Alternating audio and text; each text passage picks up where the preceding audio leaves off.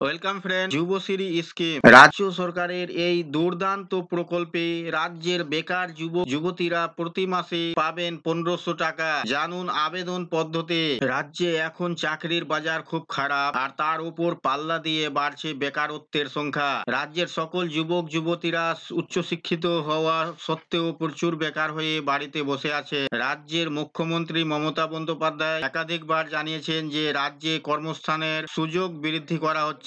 অনেককে সরকারি এবং বেসরকারি সংস্থায় কাজ দেওয়া হচ্ছে বলেও তিনি জানিয়েছেন, কিন্তু তারপরেও রাজ্যে লাফিয়ে লাফিয়ে বাড়ছে বেকারত্বের সংখ্যা। আসলে এখন থেকে অনেক সংস্থায় কর্মী নিয়োগের পরিমাণ কমিয়েছে। তাই এই পরিস্থিতিতে যে সেই সকল বেকার যুবক যুবতীদের পাশে এসে দাঁড়িয়েছেন মুখ্যমন্ত্রী মমতা বন্দ্যোপাধ্যায়। যুবশ্রী প্রকল্পের মাধ্যমে তিনি রাজ্যের বেকার যুবক যুবতীদের প্রতি মাসে 1500 টাকা দেওয়ার কথা ঘোষণা করেন। যদিও এই টাকার পরিমাণ বৃদ্ধি করতে হতে পারে বলেও জানা গেছে।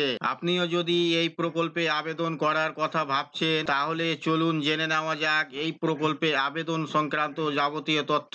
কবে থেকে এই প্রকল্প শুরু হয়? রাজ্যের বেকার যুবক যুবতীদের কথা ভেবে মুখ্যমন্ত্রী মমতা বন্দ্যোপাধ্যায় 2013 সালে যুবশ্রী প্রকল্প শুরু করেছিলেন। এই প্রকল্পের আওতায় রাজ্য সরকারের তরফ থেকে বেকারত্বের প্রত্যেক মাসে 1500 টাকা দেওয়া হয়। এই প্রকল্পের মাধ্যমে রাজ্যের বেকার যুবক যুবতীরা 1500 টাকা পেতে পারেন। 2013 সালে রাজ্যের শ্রম দপ্তর চালু করে যুবশ্রী প্রকল্প, আর তখন এর নাম ছিল যুব উৎসাহ প্রকল্প।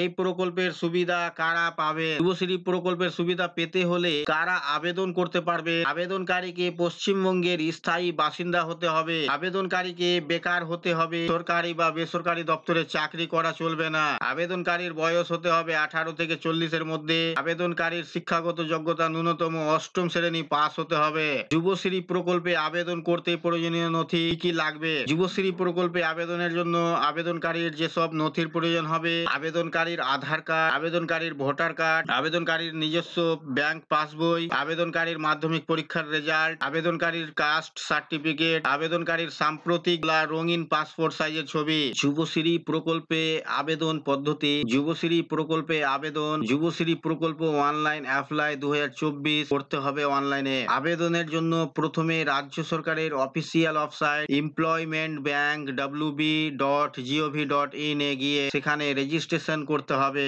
রেজিস্ট্রেশন সম্পূর্ণ হবার পর নিউ এনরোলমেন্ট জব সিকার অপশনে ক্লিক করতে হবে। এরপর আপনার সামনে একটি নতুন পেজে আবেদন ফর্ম খুলবে। আপনাকে যথাযথ তথ্য দিয়ে আবেদন ফর্মটি পূরণ করতে হবে। সমস্ত প্রয়োজনীয় নথিপত্র পিডিএফ আকারে আপলোড করতে হবে। এরপর সাবমিট করতে হবে। এরপর সম্পূর্ণ আবেদনপত্রের প্রিন্ট আউট বের করে নিকটবর্তী এমপ্লয়মেন্ট এক্সচেঞ্জ অফিসে গিয়ে 60 দিনের মধ্যে তা জমা দিয়ে আসতে হবে। যদি 60 দিনের মধ্যে জমা না দেন, তাহলে আপনার আবেদন বাতিল হয়ে যাবে।